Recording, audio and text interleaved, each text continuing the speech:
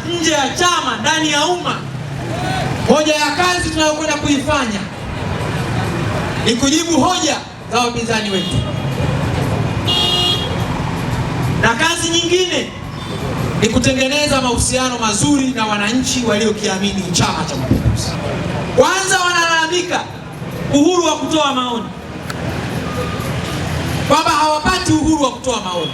Nimemsikia Heche, nimemsikia Lema, lakini wakati huo wanazungumza kwamba hawana uhuru wa kutoa maoni, wako kwenye majukwaa wanazungumza, wanakejeli na wanasema yote wanayoyataka, halafu baadaye wanasema hatuna uhuru wa kutoa nini? Sasa unawashangaa hawa watu, uhuru walio nao ni upi na uhuru wanaotaka ni upi?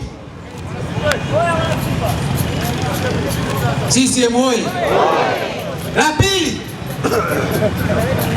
wanazunguka kukusanya bakuli, wanaita tone tone. Na nilimsikia Lema kule Arusha anasema, anawalaumu wa Tanzania, kwa nini hamtuchangii? Mbona mkienda msikitini Ijumaa mnachanga, mnatoa sadaka?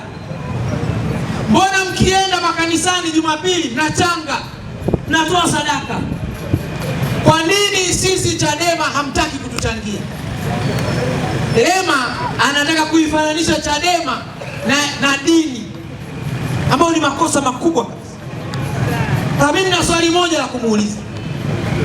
Walipokuwa na wabunge wa viti maalum walioitwa COVID-19, si mnakumbuka? Mnakumbuka?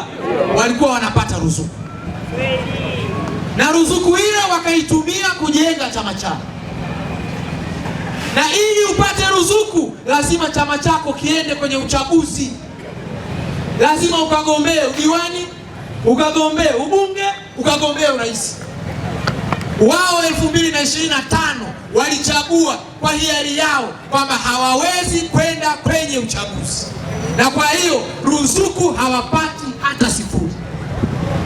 Wanamlaumu nani? Mbona mkienda makanisani Jumapili mnachanga, mnatoa sadaka? Kwa nini sisi Chadema hamtaki kutuchangia? Lema anataka kuifananisha Chadema na dini, ambayo ni makosa makubwa.